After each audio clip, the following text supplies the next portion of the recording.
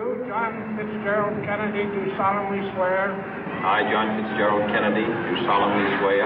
That you will faithfully execute the office of President of the United States. That I will faithfully execute the office of President of the United States. And will, to the best of your ability. And will, to the best of my ability. Preserve, protect, and defend the Constitution of the United States. Preserve, protect, and defend the Constitution of the United States. So help you God. So help me God.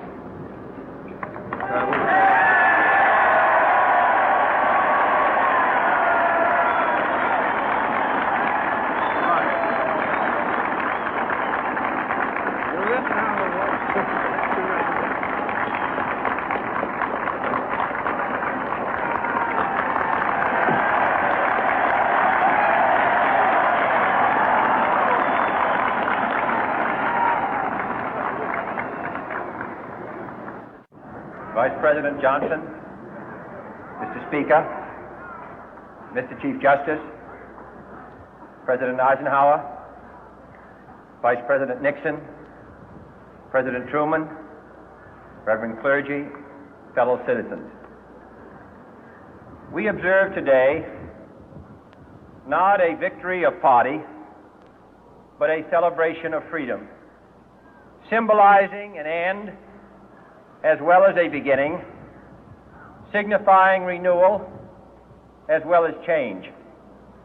For I have sworn before you and Almighty God the same solemn oath our forebears prescribed nearly a century and 3/4 ago. The world is very different now, for man holds in his mortal hands the power to abolish all forms of human poverty and all forms of human life. And yet the same revolutionary beliefs for which our forebears fought are still at issue around the globe.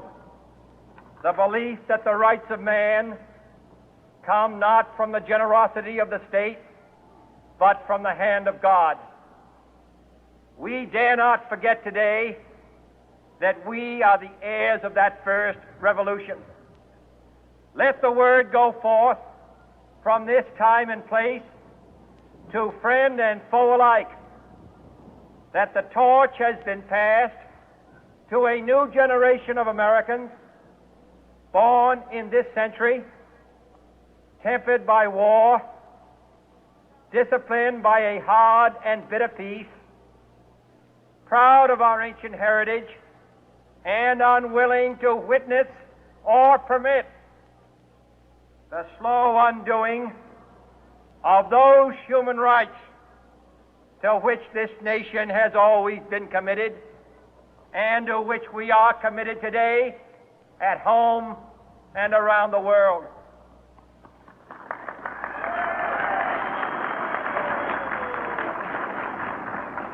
Let every nation know, whether it wishes us well or ill, that we shall pay any price, bear any burden, meet any hardship, support any friend, oppose any foe to assure the survival and the success of liberty.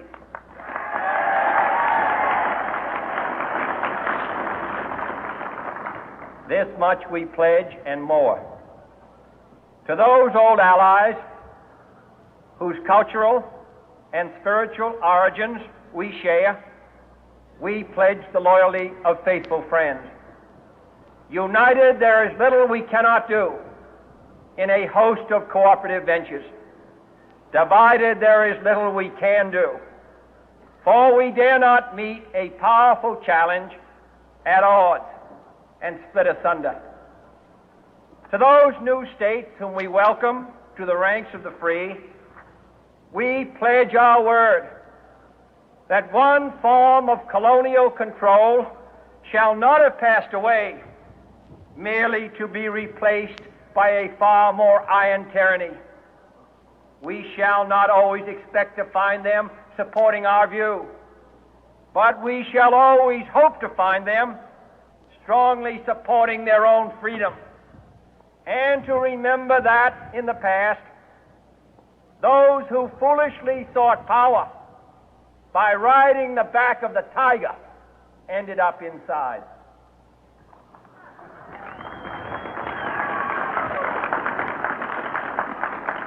To those people in the huts and villages of half the globe struggling to break the bonds of mass misery, we pledge our best efforts to help them help themselves for whatever period is required, not because the communists may be doing it, not because we seek their votes, but because it is right. If a free society cannot help the many who are poor, it cannot save the few who are rich.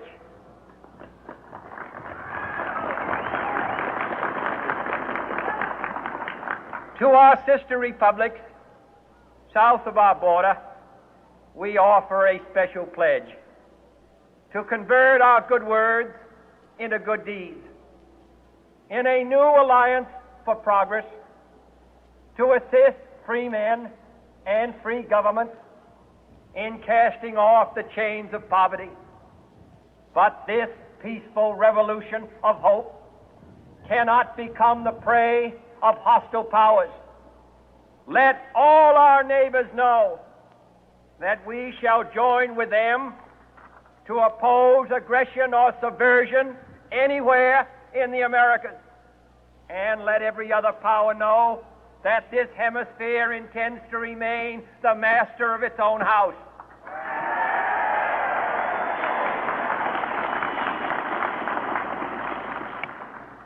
To that World Assembly of Sovereign States, the United Nations, our last best hope, in an age where the instruments of war have far outpaced the instruments of peace, we renew our pledge of support to prevent it from becoming merely a forum for invective, to strengthen its shield of the new and the weak, and to enlarge the area in which its writ may run.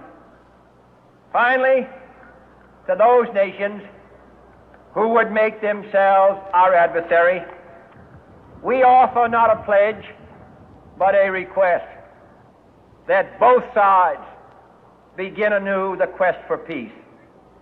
Before the dark powers of destruction, unleashed by science, engulf all humanity in planned or accidental self-destruction, we dare not tempt them with weakness, for only when our arms are sufficient beyond doubt can we be certain beyond doubt that they will never be employed. But neither can two great and powerful groups of nations take comfort from our present course, both sides overburdened by the cost of modern weapons, both rightly alarmed by the steady spread of the deadly atom, yet both racing to alter that uncertain balance of terror that stays the hand of mankind's final war.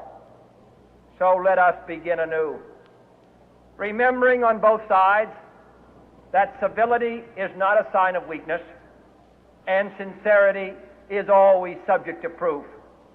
Let us never negotiate out of fear, but let us never fear to negotiate.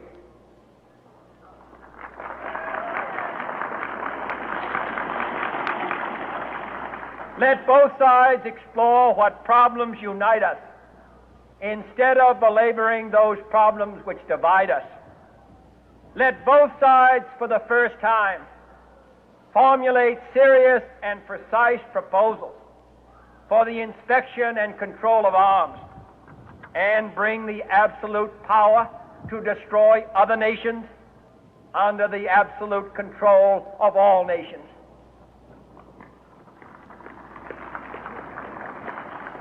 Let both sides seek to invoke the wonders of science instead of its terrors. Together, let us explore the stars, conquer the deserts, eradicate disease, tap the ocean depth, and encourage the arts and commerce. Let both sides unite to heed in all corners of the earth the command of Isaiah to undo the heavy burden and let the oppressed go free. And if a beachhead of cooperation may push back the jungle of suspicion, let both sides join in creating a new endeavor, not a new balance of power, but a new world of law, where the strong are just and the weak secure and the peace preserved. All this will not be finished in the first 100 days, nor will it be finished in the first 1,000 days, nor in the life of this administration, nor even perhaps in our lifetime on this planet. But let us begin.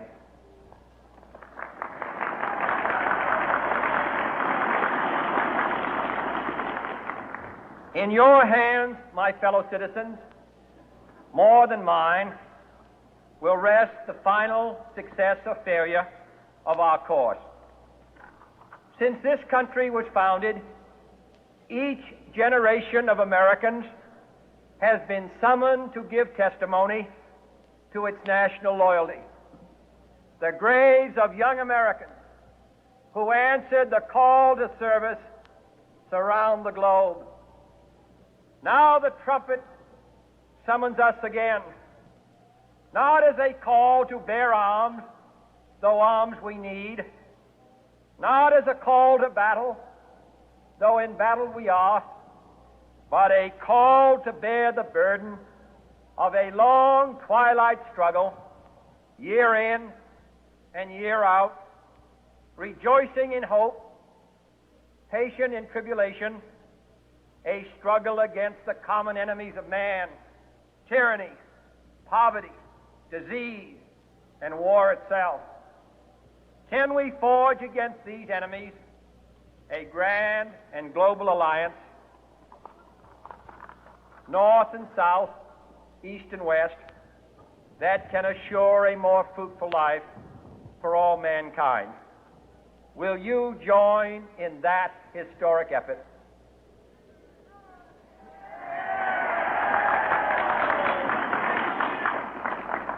In the long history of the world, only a few generations have been granted the role of defending freedom in its hour of maximum danger. I do not shrink from this responsibility. I welcome it.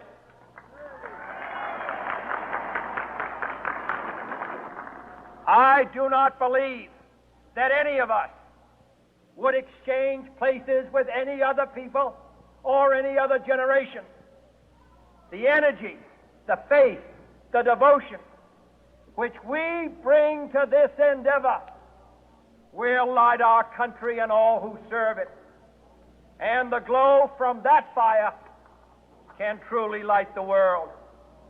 And so, my fellow Americans, ask not what your country can do for you. Ask what you can do for your country.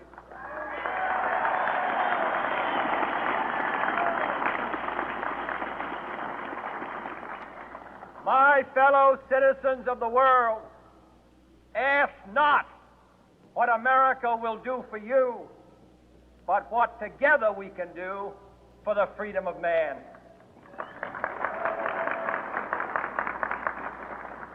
Finally, whether you are citizens of America or citizens of the world, ask of us here the same high standards of strength and sacrifice which we ask of you.